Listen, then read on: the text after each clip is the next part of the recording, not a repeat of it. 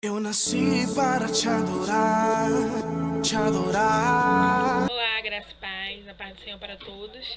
Mais uma vez voltamos com nossas aulas, né? Mas voltamos com nossas aulas, iniciando as aulas do livro de Tiago. E hoje vamos aprender o perigo da busca pela autorrealização humana, né? Vamos aprender um pouquinho mais sobre isso e vamos estar introduzindo após a oração, né? Senhor Deus, meu Pai querido, Pai amado, muito obrigada, Senhor, por mais uma iniciação de aula, Senhor, que o Senhor venha falar através desta boca, Senhor, que o Senhor venha abençoar essa aula, Senhor, venha abençoar aquele que também vê, Senhor, essas aulas, Senhor. Nós te agradecemos em nome de Jesus, amém. Então vamos lá. A introdução diz assim: realização profissional, pessoal e o desejo de uma melhor qualidade de vida são anseios legítimos do ser humano. Entretanto, o problema existe quando esse anseio torna-se uma obsessão, um desejo cego, colocando o Senhor, nosso Deus, à margem da vida, para eleger um ídolo, um sonho pessoal. Ao concluirmos o estudo dessa semana, veremos que não se pode abrir mão de Deus para realizarmos os nossos sonhos, pois os dele devem estar em primeiro lugar, né? Então, o que a palavra de Deus está nos ensinando é que devemos estar botar Deus em primeiro lugar, né? Então, vamos saber a origem, né, dos conflitos e das discórdias. Fica no capítulo 4 de Tiago, a partir dos versos 1, que diz assim: de onde vêm as guerras e pelejas entre vós? Porventura não vem disto, a saber dos vossos deleites, que nos vossos membros guerreiam? Cobiçais e nada tendes, sois invejosos e cobiçosos, e não podes alcançar combates e guerras, e nada tendes porque não pedis? Pedis e não recebeis porque pedes mal, para o gastardes em vossos deleites. Adultérios e adúlteras, sabeis vós que a amizade do mundo é inimizade contra Deus? Portanto, qualquer que quiser ser amigo do mundo, constitui-se inimigo de Deus. Ou cuidais vós que em vão diz a Escritura: o Espírito que em nós habita tem ciúmes. Antes da maior graça, portanto, diz Deus: resiste aos soberbos, dá, porém, graça aos humildes. Sujeitai-vos, pois, a Deus, resiste ao diabo, e ele fugirá de vós. Chegai-vos a Deus, e ele se chegará a vós. Alimpai as mãos, pecadores, e vós de duplo ânimo, purificai os corações. Senti as vossas misérias, e lamentai e chorai. Converta-se o vosso riso em pranto, e o vosso gozo em tristeza. Humilhai-vos perante o Senhor, e ele vos exaltará. Vou dar uma paradinha aqui no versos 10 para a gente estar iniciando a nossa aula. Então aqui a gente vai conhecer o sentimento. Quais são esses sentimentos? Desculpa. Quais são esses sentimentos que a gente conhece? Quais são eles, né? Tiago abre o capítulo 4 perguntando de onde vêm as guerras e pelejas entre vós. Em seguida, responde retoricamente: porventura não vem disto, a saber, dos vossos deleites, que nos vossos membros guerreiam? Aqui, o líder da igreja de Jerusalém denuncia o tipo de sabedoria que estava predominando na igreja, a terrena, animal e diabólica. Por quê? Ora, entre aqueles crentes havia guerras e pelejas e interesse dos próprios deleites, enquanto os mesmos favorecidos estavam à margem dessas ambições. Estava nítido que eles não semeavam a paz. Isso é muito claro, né, gente? A gente até nos dias de hoje, a gente consegue ver que dentro da própria igreja há não só guerras e discussões para ver quem é mais do que quem ali.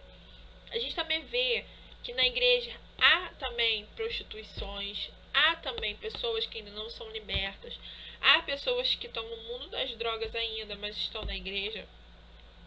Tem pessoas que brincam com a palavra de Deus, que falam as coisas sem saber do que estão falando, não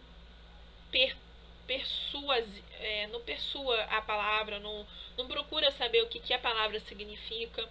Em Oséias 4, se eu não me engano, capítulo 4, 3 e 10, de 3 aos versos 10, eu acho, fala sobre sabedoria, e todo mundo conhece essa frase que Deus fala, que o povo perece de sabedoria. Então, assim, é enganado o povo de Israel por muitas vezes não saber da palavra, não ter o interesse de saber da palavra. Então isso acaba distorcendo tudo aquilo que Deus fala. E aqueles homens que dizem ser homens de Deus, às vezes não são. Temos que aprender a discernir as coisas, aprender a dar ouvido a Deus e não ao homem. A origem dos males. Combateis guerreais. É a afirmação do meio-irmão do Senhor. Em relação àquelas igrejas, Tiago não marcara o que está no coração humano. A cobiça e a inveja, estas são as predisposições básicas da nossa natureza para desenvolver uma atitude combativa e de guerra contra as pessoas, até mesmo em nome de Deus. João, capítulo 6, 2. Quem procede assim ainda não entendeu o Evangelho e nem mesmo atina para a verdade de quem Deus não tem compromisso algum com os desejos egoístas, mas atenda à pureza e à verdadeira motivação do coração. 1 Samuel 16, 7, Lucas 18, 9 ao 14. Por que de não recebermos bênção? O texto sagrado mostra o porquê de as pessoas que agem assim não receberem as bênçãos de Deus. Apesar de muitas vezes aparecerem profetas profetizando o contrário, em primeiro lugar, Deus não é um garçom que está diuturnamente ao nosso serviço. Segundo, como vimos, Ele não tem compromisso com os nossos interesses mundanos.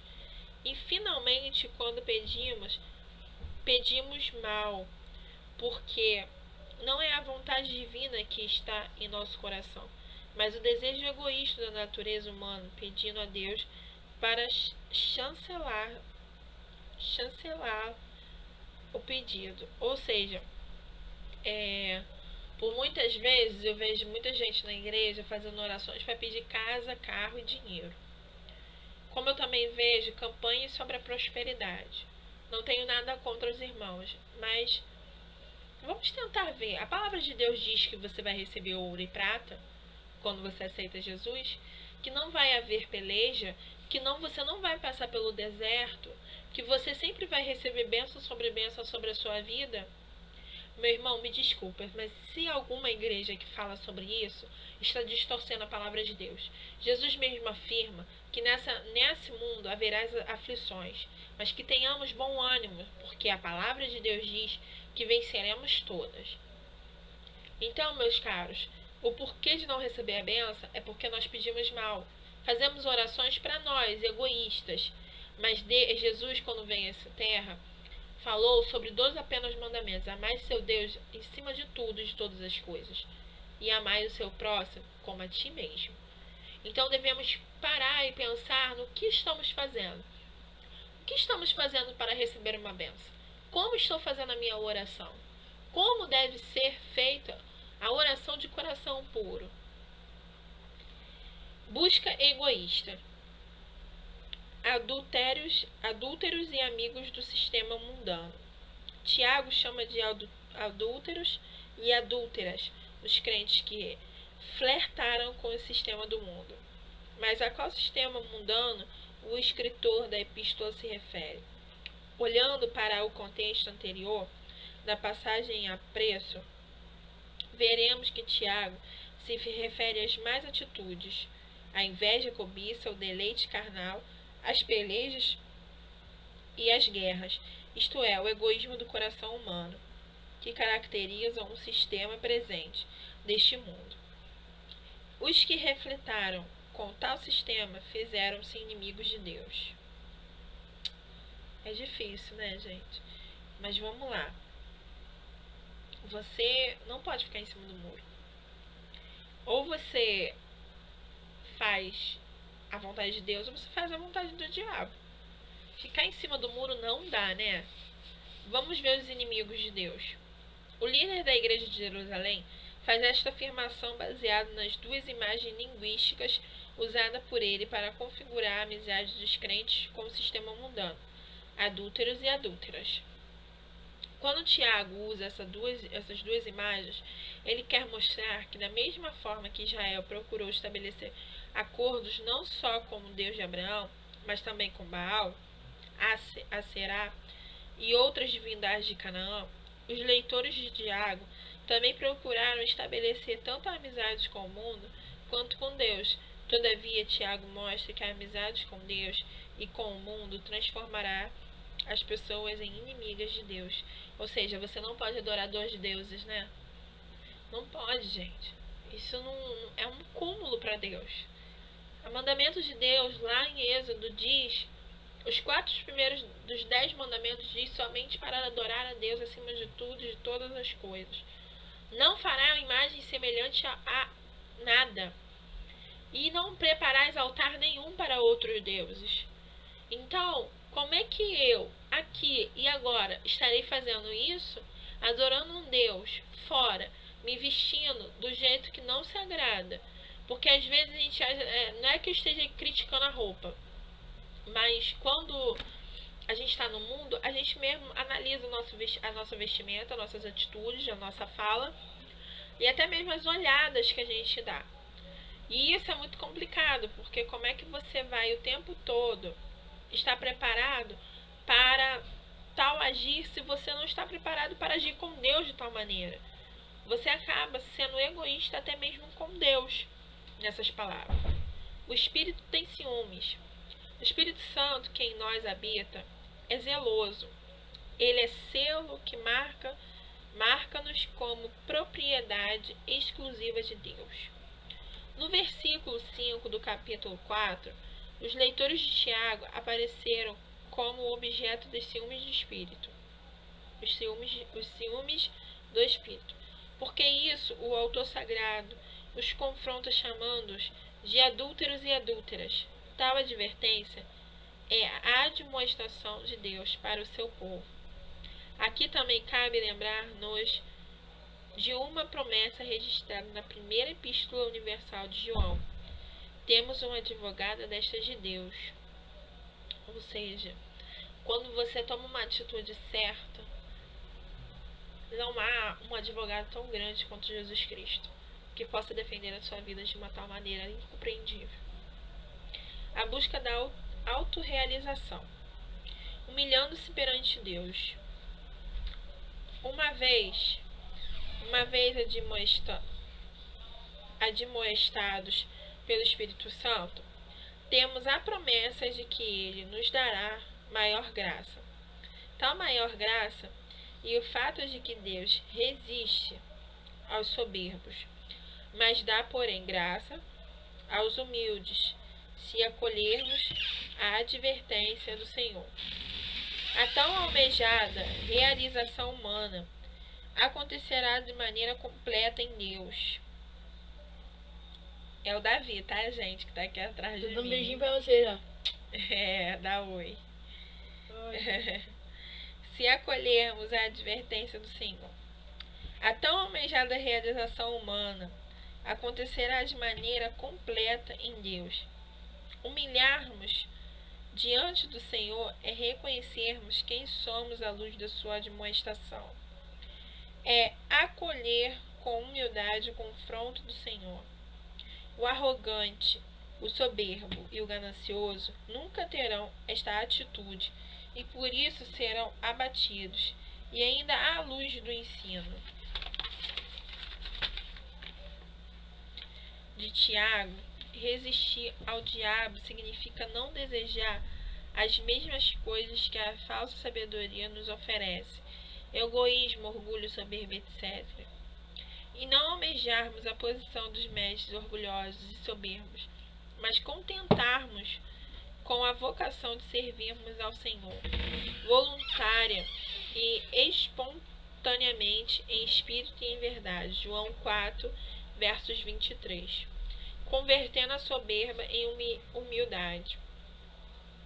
Se o orgulhoso e o soberbo decidirem-se por se achegarem a Deus, o Senhor lhes será propício. A mão de Deus não está encolhida para que não possa salvar, nem o seu ouvido agravado para que não possa ouvir. Isaías 59:1. O que precisa acontecer é um verdadeiro arrependimento. A exortação bíblica de Tiago a essas pessoas é que o riso e a aparência felicidade delas, produzidos pela amizade do mundo, convertam-se em choro, lamento e miséria. Assim que eles perceberem como inimigos de Deus, esta é a atitude genuína de um verdadeiro arrependimento. Quando a gente toma a decisão de se converter, a gente tem que tomar a total atitude diante de Deus. Deus nunca vai te proibir de nada, mas Ele vai provar para você que tudo aquele sorriso, toda aquela felicidade que você tinha por algumas certas horas, que ou a bebida te trazia, ou as drogas te trazia, ou até mesmo as festas e balada, prostituição, ou até mesmo os adultérios que você tinha, que te causava riso e felicidade por um tempo, porque tudo é momentâneo. Então Ele vai te mostrar que a felicidade com Ele é eterna. Você pode estar passando por que for, mas quando você tem Jesus no seu coração, a sua felicidade jamais vai morrer. A sua felicidade vai ser tão grande que o tempo todo você vai rir, o tempo todo você vai gritar, o tempo todo você vai clamar, o tempo todo você vai falar: Senhor, eu te amo, eu vou sempre te amar. Porque sem Jesus, a felicidade é momentânea, é passageira. Mas com Jesus, toda felicidade é eterna, né? E para estarmos introduzindo além dessa conversão, vamos ver como humilhar-vos perante o Senhor. Ao abrir mão de nossa autorrealização sob a perspectiva mundana, do egoísmo, do individualismo, da soberba e da inveja, seremos pessoas satisfeitas e realizadas com o dono da vida. Como podemos ser felizes sem a presença do doador da vida? João, capítulo 12, versos 25. A exaltação do Senhor ser-nos-á dada mediante a sua graça e bondade infinitas. Humilhemo-nos, portanto, debaixo da potente mão de Deus, né? 1 Pedro 5, 6. A conclusão do dia de hoje é assim: a partir dos ensinamentos do Senhor Jesus, desfrutaremos da verdadeira felicidade em Deus. Que venhamos atender para o ensinamento desta lição, humilhando-nos na presença de Deus através de Cristo Jesus. Tem uma frase muito famosa que diz assim: os humilhados serão exaltados, né? E realmente é verdade. Porque quanto mais você ouve a história de uma pessoa sendo humilhada, você depois começa a perceber aquela pessoa que se humilhava tanto, era tão humilhada, a pessoa que era jogada no chão, era excomungada, ofendida, ela passou a ser mais valiosa para Deus do que uma pessoa que sempre dava ofertas para Deus, que sempre estava à disposição de Deus. Porque acaba que, se nós não termos uma mudança constante no nosso coração, a vida na igreja, a vida como servos de Deus fica motória, fica uma coisa meio parada, porque se a gente não começa a tomar atitude e se acomodar e ficar sentado sem buscar uma alma para Jesus, o que então fazemos na casa de Deus? Sentamos, ouvimos o que é a palavra e depois vamos para casa ver televisão? Devemos saber o quão é importante a missão de Deus em nossas vidas. Não importa que seja para varrer uma igreja, ou para limpar um altar, para passar pano no banco, ou para você viajar pelo mundo atrás de alma para Jesus. Mas que cada momento seja especial com esse Deus tão grande. Que a cada momento você possa perceber que a vitória com Deus é muito maior do que você pensa. É eterna. Abraão morreu sem saber quais seriam as famílias que seriam contadas como as estrelas. E estamos aí para ser prova disso. Ele morreu crendo que todas essas famílias que crescem nesse Deus tão grande, através dele, da fé dele, porque tudo começou na genealogia, que a gente vê, se a gente for estudar genealogia, a gente vai ver que tudo começa por uma base de fé. Então vemos que realmente a fé, ela é um dom dado para quem realmente sabe usar. Então, queridos irmãos, não deixa o mundo tomar conta do seu coração. Não estou dizendo para que você não possa mais escutar músicas, ou você não pode mais sair ao cinema, nem nada disso.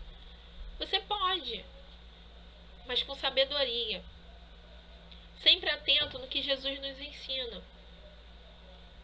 Devemos saber sempre a hora certa de dizer sim e dizer não.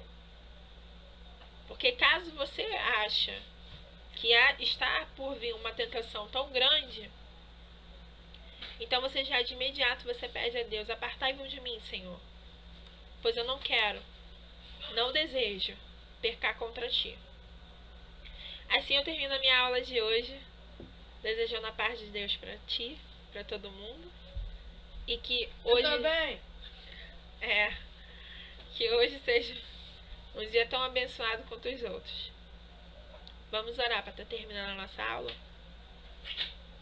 Senhor Deus e meu Pai, Pai querido, Pai amado, muito obrigado, Senhor, por esta lição, Senhor. Obrigada pela exortação, pela edificação e pelos ensinamentos que o Senhor tem feito. Que na próxima aula, Senhor, o Senhor venha edificar cada vez mais. Venha fazer mais sobre cada vida neste local, Senhor. Coloca teus anjos de direção a esse povo. Faz a tua obra na vida de cada um. Assim nós te agradecemos em nome de Jesus. Amém. Tchau, galera. Fica com Jesus. Eu nasci para te adorar, te adorar.